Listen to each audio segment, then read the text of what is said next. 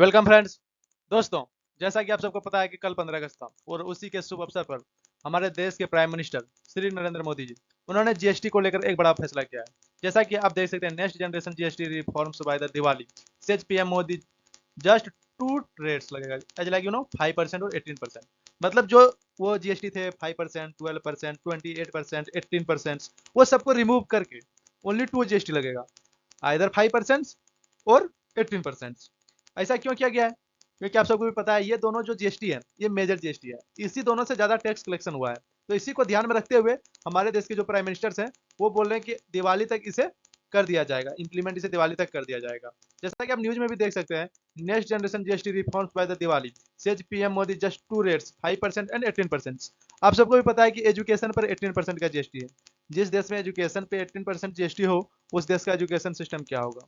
जैसे कि आप सबको पता है कोचिंग माफिया का रेट आजकल क्या चल रहा है ऑनलाइन सेक्टर्स में। जीएसटी अगर बढ़ रहा है तो वो एजुकेशन का जो रेट होता है वो स्टूडेंट्स पे ही ऑलरेडी थोप दिया जाता है, क्योंकि आप जितना जीएसटी इंक्रीज कीजिएगा उसका रेट तो उसी तरह से होगा।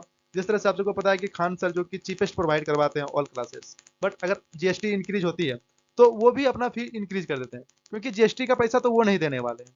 काफी कुछ जानने को मिलेगा आगे इस वीडियो में, आपको डिटेल से बताने की कोशिश करूंगा। चलिए शुरू करते हैं।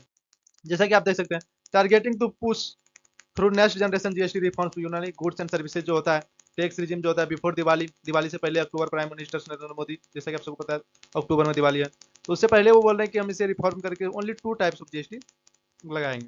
जैसा कि बर्डन होता है, टैक्स बर्डन होता है, बिल भी दिवाली गिफ्ट द कॉमन, मतलब वो बोल रहे हैं कि दिवाली गिफ्ट देंगे। स्मॉल एंटरप्रेन्योर जो होता है, medium exchange and medium enterprises जो होते हैं उसको मतलब काफ़ी ज़्यादा छूट मिलेगा, उससे नया मतलब व्यापार करने में काफ़ी ज़्यादा सहूलियत मिलेगी।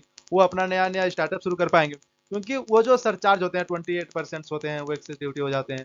जैसा कि आप कोई भी चीज़ 100 रुपया का हुआ तो उस पर 28% का जीएसटी लगा दिया तो 128 हो गया, तो उससे ज़्यादा कंज्यूमर को भी हो गया। मतलब हर एक चीज़ में हमारे जो फाइनेंस मिनिस्टर है निर्मला सीतारमन जी, वो हर एक चीज़ में मतलब खाने पीने पर भी, डेयरी प्रोडक्ट पे भी जीएसटी लगा दिए। वो पर हाल मतलब 5% का जीएसटी है, पर लगाए तो है ना, तो इतना ज़्यादा नहीं लगाना था। मतलब हर एक चीज़ पे वो होते हैं, मतलब पहले के राजा की तरह, मतलब जैसे होते थे वो लोग कर सुनते थे, तो वो जैसे लगान होते थे, लगान मूवी भी आया हुआ था, तो उसी तरह से आजकल सरकार मॉडर्न युग में इसे जीएसटी बोलते हैं। बट वो जनता का ही पैसा लेते हैं, और जनता का पैसा लेके ही जो पार्लियामेंट में सब होते हैं, लेजिस्लेटिव असेंबली में होते हैं, जितने सारे गवर्नमेंट ऑफिसर्स होते हैं, उन सबको जो सैलरी जाती है वो हमारे जीएसटी के तहत ही जाती है। और हम जैसे आम लोगों को ही मतलब उस सर्वाइवल के अंदर नहीं रखा जाता है, वो सर्विसेज प्रोवाइड नहीं किए जाते हैं। हम लोग जो इलेक्ट करके एमपी और एमएलए भेजते हैं देश को रन करने के लिए, और वही फिर इनडायरेक्टली हम ही पे मतलब हावी हो जाते हैं। वो अगर आते हैं तो हम लोग ऐसा बिहेव करते हैं जैसे एज ए लाइक कोई किंग आ गया, डिक्टेटरशिप आ गया, उनसे डरते हैं। मतलब डेमोक्रेसी है कहाँ? डेमोक्रेसी अगर देखने को चाहे तो मतलब वो सिर्फ एक मुखिया तक ही रखे होके रह जाता है, लोकल जो पंचायत होते हैं, वार्ड मेंबर होते हैं, वहीं तक।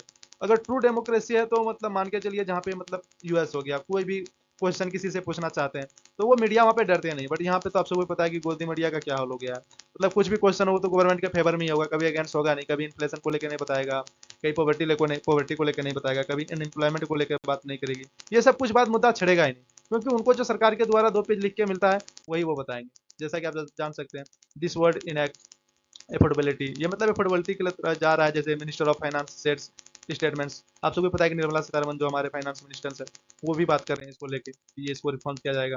The central government's proposals accepted to come the effect of the October, मतलब इसे अक्टूबर तक में इफेक्ट कर दिया जाएगा।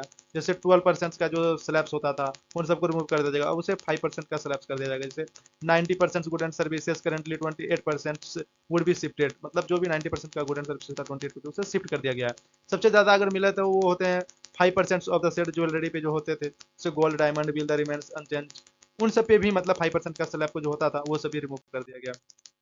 मतलब सेंट्री द थॉमस जीएसटी में 28% to be the which commercial remains जो होता है उन सबको भी हटा देगा। 290% जो भी मतलब लगते थे वो सब सरचार्ज के तहत लगाए जाते थे, तो उन सबको रिमूव करवा के जिस प्रकार से ओनली टू जीएसटी की बात कर रहे हैं, फर्स्ट 5% एंड सेकंड 18%, क्योंकि इन्हीं तो मेजर जीएसटी है, इन्हीं तो की वजह से ज्यादा टैक्स कलेक्शन होता है, तो इन्हें ही कंसिडर ध्यान में रख के इसे ही किया गया है। जैसे जीएसटी बेस्ड सोर्सेज सेट्स, उन सब की वजह से बहुत काफी कुछ हुआ है। जैसे मान के चलिए जीएसटी जो भी होता है, गुड एंड सर्विसेज टैक्स का फुल फॉर्म होता है, वो मतलब किसी के देश के द्वारा एडॉप्ट किया गया, जैसे कि 2017 में से किया गया था, तो काफी ज्यादा यूजफुल भी रहा देश के लिए।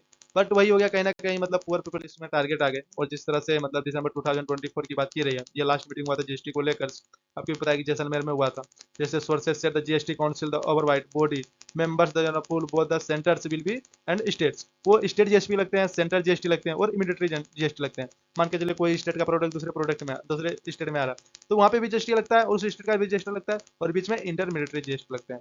मतलब दो प्रकार की जीएसटी होते हैं, एक तो स्टेट जीएसटी हो गया, एक सेंट्रल जीएसटी हो गया। सेंट्रल जीएसटी काफी मेजर चीज रख लेते हैं, और स्टेट जीएसटी को काफी छोटे मोटे चीज दिए जाते हैं। जैसे कि मान के चलिए किसी के 5 सन्स है, तो उस उन्होंने 2 सन्स को मान के चलिए 20-20 करोड़ का प्रॉपर्टी दे दिया, और 3 सन्स को 5-5 करोड़ का, 2-2 करोड़ का, 1-1 करोड़ का छोटा छोटा प्रॉपर्टी बहुत सारा दे दिया। तो वही सब स्टेट और सेंट्रल जीएसटी में होते हैं। हालांकि ज्यादा मेजर जीएसटी कलेक्शन वो सेंट्रल ही करते हैं, क्योंकि उनके पास जो भी होते हैं उसे ज्यादा कैटेगरिया होता है। वो क्या करते हैं, उनके खर्चे भी बहुत ज्यादा होते हैं, क्योंकि वो स्टेट गवर्नमेंट को फंडिंग भी करते हैं, डिविडेंड भी देते हैं, रिजर्वेशन के तहत उसे पैसा भी देते हैं। जैसे मान के चलिए बिहार को मतलब स्पेशल स्टेटस देने की बात कर रही थी, तो स्पेशल स्टेटस के तहत 90% जो होते हैं वो सेंट्रल गवर्नमेंट ही खर्च करते हैं, और 10% ही स्टेट गवर्नमेंट खर्च करते हैं। तो वो सब मान के चलिए जितने भी मान के चलिए ईस्टर्न स्टेट्स को दिया गया है, तो 7 सिस्टर जिसे बोलते हैं हम लोग, तो उन समय से काफी सारे स्टेट्स को दिया गया है। तो वो जो है, अगर उनको दिया गया है तो उसमें 90% सेंट्रल खर्च कर रहे हैं, तो वो पैसे कहाँ आ रहे हैं, वो जीएसटी से ही आ रहे हैं ना। तो वो जीएसटी से आ रहे हैं, तो इस वजह से सेंट्रल काफी ज्यादा जीएसटी भी कलेक्ट करते हैं। जैसे the potential revenue losses measures taken GST relieved made by the foreign states. जैसा कि आपको पता है बीजेपी रूल्स एंड ऑपोजिशंस वो भी काफी ज्यादा सवाल उठाते हैं।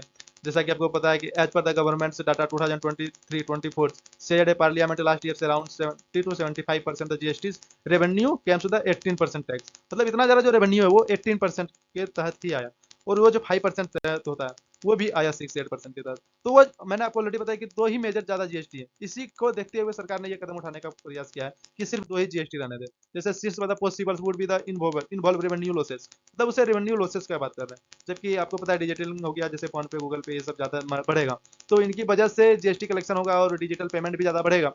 तो वो जैसे योजना कुरुक्षेत्र वाले जो भी होते हैं वो काफी ज्यादा अच्छी अच्छी बातें करते हैं कि हाँ अब देश में प्रगति हो रहा है, डिजिटल इकोनॉमी सब चीज चलेगा, घी दूध की नदियां बह रही है। बट ऐसा कुछ होता नहीं, क्योंकि आप सबको पता है वो लोग गवर्नमेंट के चमचे होते हैं एक तरह से, जो बोलेंगे उसी को ही छाप देते हैं, अच्छी अच्छी बातें कर देते हैं।